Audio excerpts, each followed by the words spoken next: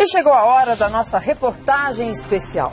Por que nossos aeroportos estão tão congestionados e ineficientes? Antigos, superlotados, eles são piores do que os de países africanos muito pobres, como Mali, Tanzânia e Zimbábue. É verdade que o país precisa lidar com um aumento acelerado do número de passageiros a cada ano. Mas você vai ver como investimentos mal feitos agravam o problema. E o prejuízo, quem paga é você.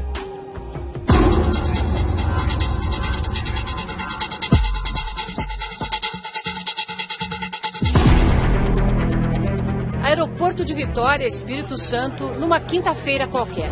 O desconforto da multidão que se espreme no terminal de teto baixo é aumentado pelas obras de manutenção. São de emergência para manter funcionando um prédio que já esgotou sua capacidade há muitos anos.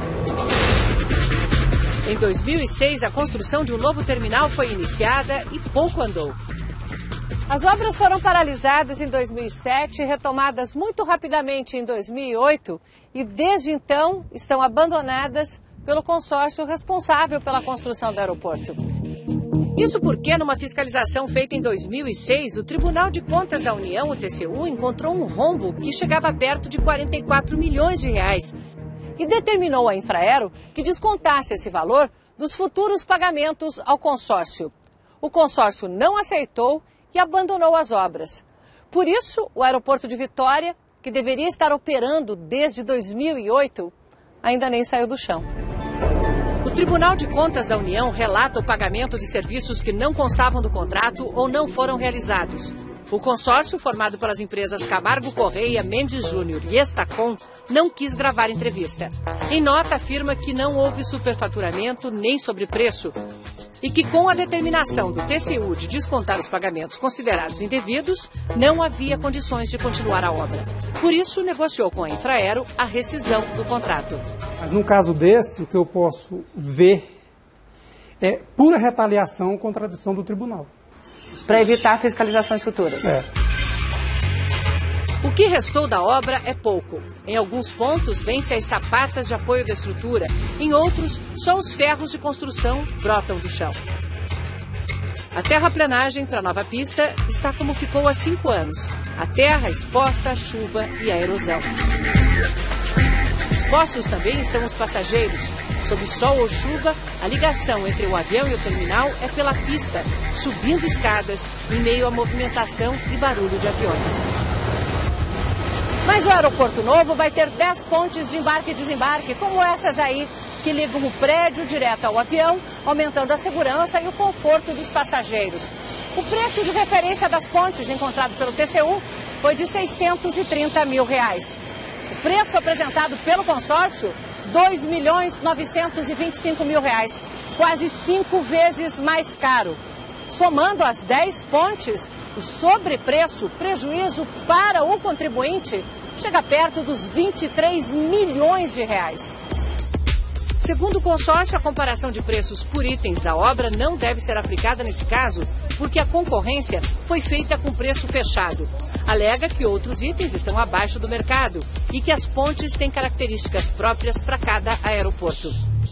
Em Vitória, uma obra que avança é a do posto do Corpo de Bombeiros, junto à pista. É que a Infraero conseguiu separar este prédio do contrato original, porque a presença dos bombeiros é fundamental para melhorar a segurança do aeroporto. Pela mesma razão, a nova torre de controle já está sendo erguida. O reinício das obras do terminal novo foi parar na Justiça. Infraero e o consórcio foram orientados a renegociar para finalmente terminar o aeroporto. Segundo o TCU, isso veio acompanhado de um pedido inusitado feito pelas empresas. O advogado, numa petição, chegou a dizer isso, que não se submetia à fiscalização do tribunal. Isso está escrito numa petição que o advogado apresentou aqui. Mas isso foi descartado e depois foi até um pedido de desculpa e nós fixamos esse entendimento, que só voltaríamos a analisar o assunto com os projetos completos. Quer dizer, a obra foi começada em 2005 Isso. E até hoje não tem um projeto executivo. Até hoje não tem o projeto executivo pronto. O projeto executivo está sendo desenvolvido neste momento, tanto o projeto executivo do terminal de passageiros, quanto o projeto executivo da infraestrutura, que também não está pronto. Como é que se chega a essa situação que já havia uma obra em andamento, sem projeto executivo, ficou parada há 4 anos e ainda não tem projeto? No caso do sistema aeroviário, nós temos várias obras que estão atrasadas por falta de projeto. Isso é um gargalo terrível. O que é que faltou ali, Não. que permitiu que se criasse essa situação? Não é que faltou. Na minha opinião, teve demais descuido com o dinheiro público e achar que se poderia praticar esse tipo de distorção a custo zero. O ministro disse ainda que agora, acompanhada pelo TCU, a negociação vai avançar. Eu não tenho dúvida que não só o aeroporto de Vitória, o aeroporto de Goiânia, em Goiás, que também tem o mesmo problema, ocorrido na mesma época, são 2 pedras no sapato da Infraero. Hoje no Brasil há 58 obras de aeroportos em andamento, incluindo os 15 maiores do país. Desde 2004, o número de passageiros de avião no Brasil tem aumentado 11% ao ano, em média. O número de embarques já passou dos 200 milhões e deve chegar aos 500 milhões até 2030. Isso porque, além da renda do brasileiro ter aumentado, o preço médio das passagens de avião desde 2004 caiu pela metade.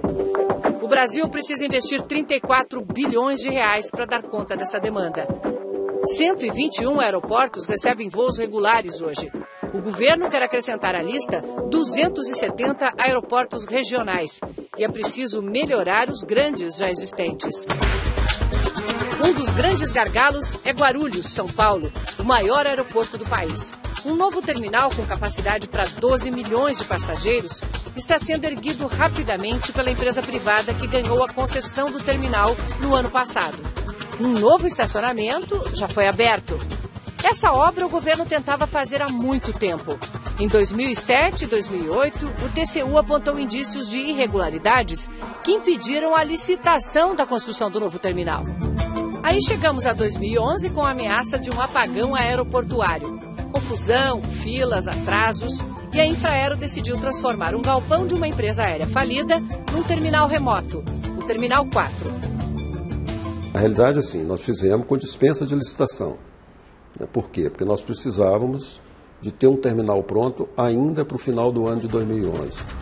A obra deveria ficar pronta em prazo recorde de 6 meses. O ministro do Tribunal de Contas foi pessoalmente fiscalizar a obra. Mas quando o senhor visitou a obra do Terminal 4, chamado Puxadinho, qual foi a impressão que o senhor teve? É um prédio sólido? Uma obra sólida? A estrutura metálica não me inspirava a segurança que poderia cair a qualquer momento. Como de fato caiu. Como de fato caiu. 2 semanas antes do prazo para a inauguração, o teto desabou. E se perdeu o prazo que justificava a emergência. Aberto depois das férias de verão, o terminal está isolado do resto do aeroporto. Apenas 3 empresas operam aqui. O movimento é em torno de 100 mil passageiros por mês, contra 2 milhões e 800 mil nos terminais 1 e 2. Menos de 4% do total. Por tudo isso, o Terminal 4 ganhou o apelido de Puxadinho. Um puxadinho de 86 milhões de reais. Alegando urgência, a Infraero entregou a obra sem licitação para a construtora Delta. A mesma construtora Delta, envolvida numa série de escândalos em obras públicas espalhadas por todo o Brasil. Chama a atenção o acabamento. No teto, folhas de alumínio que fazem o isolamento térmico e acústico se mexem com o vento. Problemas nessa aplicação foram apontados em relatório do TCU, que fiscalizou a qualidade da construção. O TCU encontrou piso rachado e vazamentos e apontou como causa a fiscalização deficiente na entrega da obra. Em nota, a Delta diz que eventuais reparos de responsabilidade da empresa serão realizados na forma e no prazo determinados pela Infraero. Contra fato não há argumento. Até hoje a obra está subutilizada. Por questões de logística, diz a Infraero, aquele terminal chamado de Puxadinho está subutilizado. Na verdade, o que aconteceu foi o seguinte: 85 milhões de reais foram jogados no lixo. Dinheiro público jogado no lixo. É importante que as pessoas ouçam e entendam isso. As coisas mudaram. Nós não vamos ter complacência com o mal feito. A Justiça Federal anulou o contrato e condenou a direção da Infraero e da Delta a devolver o dinheiro. A Infraero recorreu. Isso está sendo contestado em segunda instância, porque afinal de contas devolver 86 milhões de uma coisa que está pronta, Né? É a mesma coisa, como é que eu vou devolver o terminal, né, para poder ressarcir 86 milhões. Para ele, o Terminal 4 não merece a má reputação. É conhecido em São Paulo como o Puxadinho. Mas na realidade ele não é, né? Porque ele é um terminal de verdade. Ele foi feito com base no terminal remoto do aeroporto de Lisboa. Ele está à altura não só do aeroporto de Guarulhos, como de qualquer aeroporto do mundo. É um puxadinho. Puxadinho, por isso todo mundo chama de puxadinho. E evidentemente não vai se fazer a infraestrutura aeroportuária de um que será inevitavelmente uma das maiores economias do mundo, na base do puxadinho. Numa pesquisa sobre a qualidade de aeroportos feita pelo Fórum Econômico Mundial em 142 países, o Brasil está na posição 122. Hoje você não tem um aeroporto no Brasil dando conta do recado que está se fazendo, correndo atrás do prejuízo. Não são só aeroportos. No Brasil, estradas, ferrovias e até a transposição do Rio São Francisco começaram sem ter projeto detalhado. O Brasil ficou 30 anos sem fazer obras. Isso desmontou a maior parte das empresas das empresas de consultoria para a realização de projetos. Então, nós tivemos uma deficiência, você tem poucas empresas no mercado para fazer isso. E nós resolvemos de maneira bastante clara de que era mais importante começar a fazer obras e entregar obras importantes que o país precisava, mesmo com eventuais projetos que não... Mesmo sem ter os projetos executivos prontos, porque o mais caro para o Brasil é não ter a obra. A questão da falta de pessoal no Brasil pressupõe planejamento também do próprio Estado, ou seja, para que o Estado faça uma obra, ele tem que planejar de forma antecipada, ter técnicos para dar assistência, para fazer a planificação. Para dar conta do investimento necessário, o governo anunciou transferir mais aeroportos para a administração privada, como já fez com Guarulhos, Viracopos e Brasília. As empresas vencedoras da licitação administram e fazem ampliações nos terminais. Só pelo setor público não vamos conseguir resolver o grande desafio que é garantir ao cidadão brasileiro um sistema aeroportuário adequado. Semana que vem, nem sempre a privatização dá o resultado esperado. De norte a sul do Brasil, as estradas demoradas e caras que freiam o desenvolvimento do país.